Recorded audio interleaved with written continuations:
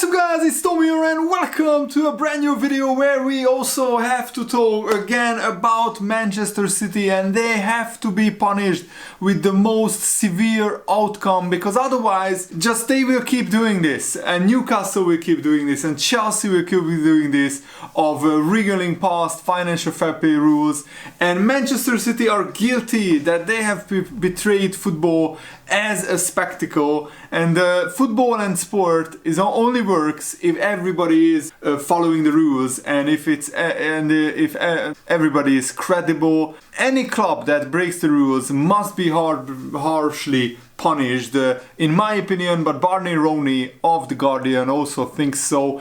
And I think if Man City are not relegated, and if Man City are not stripped of their titles and trophies that they have won, and they have won a lot during this period that they are investigated for. Since the 2009-10 season, Man City have won 6 Premier League titles. 3 titles should go to Man United and 3 titles should go to Liverpool. They have won the FA Cup twice. They have won the League Cup 6 times as well. So the finalists should get those trophies. And they have won the Community Shield, I think, 2 or 3 times as well. They haven't won the Champions League though, so they don't have to be stripped of any European trophies. Because I think if Man City are not relegated and if they are not stripped of their titles, then it won't be a proper deterrent. It won't be a proper warning to any football clubs who want to break the rules, who want to bend the rules, who want to circumnavigate the financial fair play rules to get ahead of other clubs who are playing by the rules, who are honest and who are following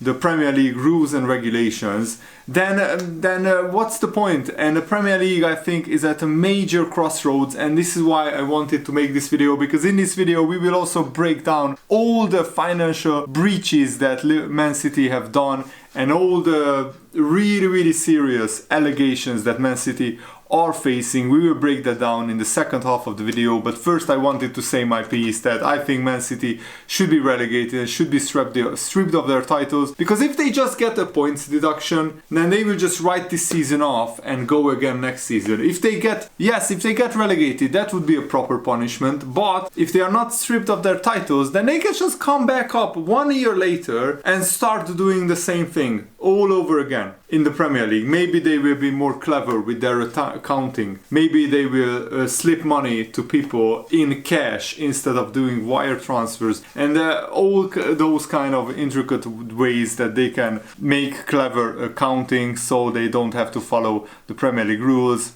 I think it's absolutely ridiculous that Man City haven't been punished earlier, because everybody knew this was going on. For 14 years Man City have been cheating and lying about their accounts, their sponsorship deals and everything else. So guys, if you are in agreement with me, let me know. If you disagree with me, let me know in the comments below. How do you think Man City should be punished? Let me know in the comments below. And Man City will point to the UEFA verdict that UEFA banned them for 2 years in the Champions League, and they went to the Court of Arbitration for Sport, and that reversed the ban, that reversed the charges, but the guilty verdict was dismissed by the Court of Arbitration for Sport because some of UEFA's claims were time barred, and this is very important. The Premier League doesn't have a time limit on how far back you can go with the guilty verdict for breaking the rules. And also it was just decided on a 2-1 majority, which is not quite the same as having them properly examined and dismissed. Other charges were not established,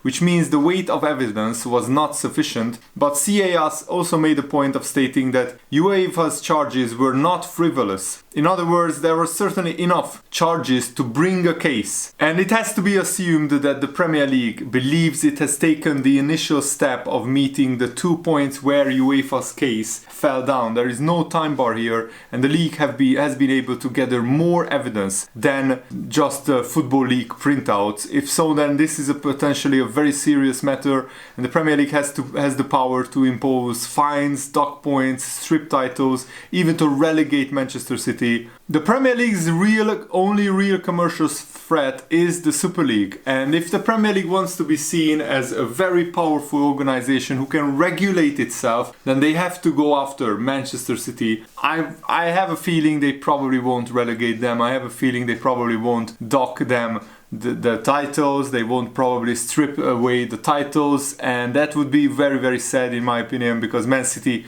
achieved all those success by cheating. And I think, of course, we know that football has stopped being a fairy tale some time ago, and football is not just a sport anymore, it's business and it's intertwined with politics. But if Man City are found guilty of cooking the books over an entire era of dominating English football, they will have pretty much snuffed out that light for good of football being a fairy tale. Broken not just the rules, but the spell, the sense that what you are watching is still on some level real and credible and straight and honest. This affects the lives of everyone caught up in football. Football is a narrative in so many lives, feelings of triumph and gloom, difficult financial choices, the opportunity cost of a season ticket or an away trip, with treats and pleasures given up along the way. Decisions affecting all of these things are influenced by the conviction that this thing is for real and that all clubs are playing by the same rules. If Man City are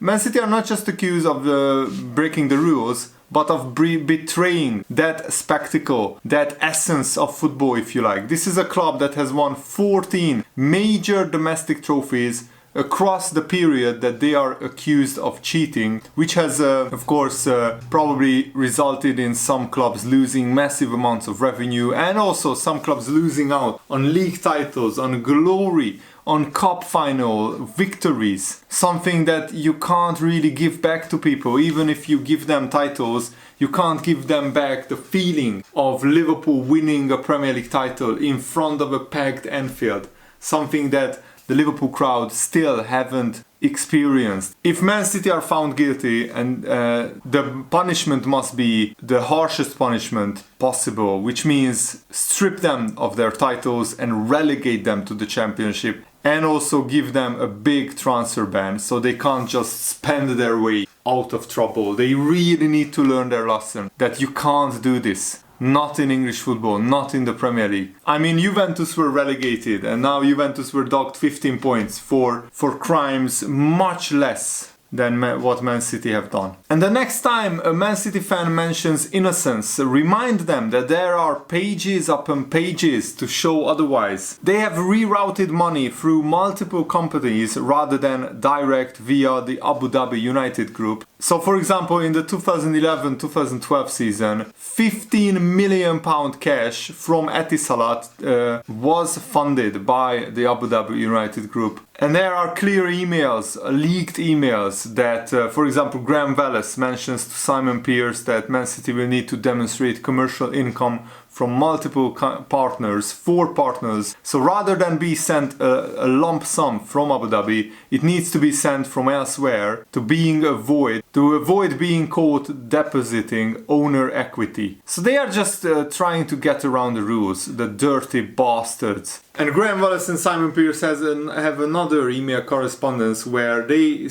are saying that £67 million needing to be distributed via multiple bank accounts and dates so that they can be identified as commercial funding rather than what it is, more owner equity. So the owner is just pumping money into Man City and they are disguising it as commercial income through sponsorship deals. Fake as hell sponsorship deals. This absolutely makes my blood boil of what Man City have done for 14 years. It's an absolute disgrace. And why haven't the Premier League punished them earlier? That's what I want to know. And what is very disappointing in this case is the auditors of Man City, BDO, and the Premier League not applying due diligence earlier. How can Man City keep doing this for 14 years without getting properly punished before? Let's start with the auditors, BDO. They were appointed auditors 1 year before Abu Dhabi took over Manchester City in 2008.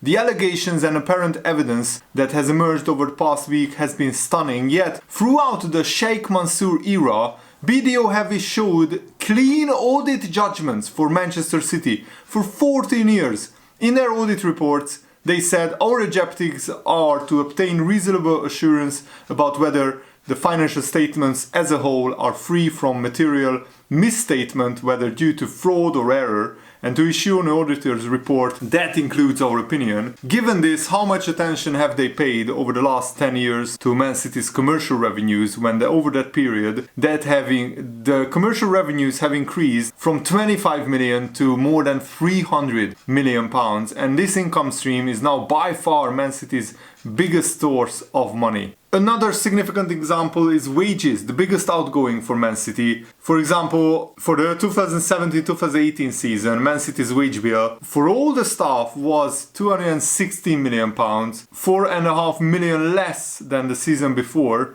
How can that be when they got 40% more employees? I mean, that's incredible. So the number of employees went up by 40%, yet their wage bill decreased from one year to the next. That's absolutely shady as you know what. And for example, like Pep Guardiola received a pay increase in that time. Ederson, Otamendi, Fernandinho, David Silva and Kevin De Bruyne all signed new contract deals, some for significant pay rises, yet in their accounts it shows that their overall wage bill decreased. So that's absolutely outstanding accounting by Man City, and I mean that sarcastically, of course. And also Man City won the Premier League and the League Cup in that period, so that almost certainly meant players and the coaching staff should have big bonuses for winning 2 trophies. And so at the time when Man United's wage bill went up, Man United's went up by 12%, and likely all other big six teams' wage bills also increased.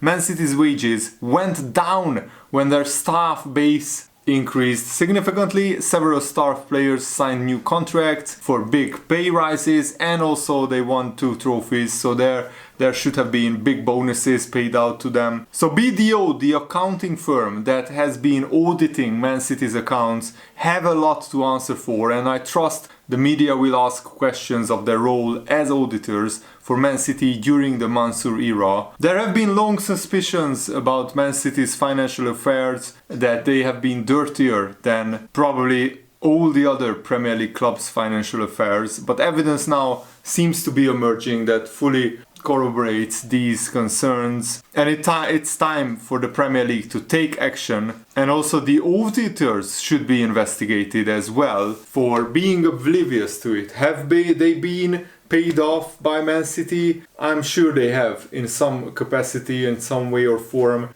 Otherwise they are just grossly incompetent of doing their job, and that's my opinion. Let me know what is yours in the comments below. Thanks for watching, guys. Hope you enjoyed this. Have a nice day. See you later. Goodbye.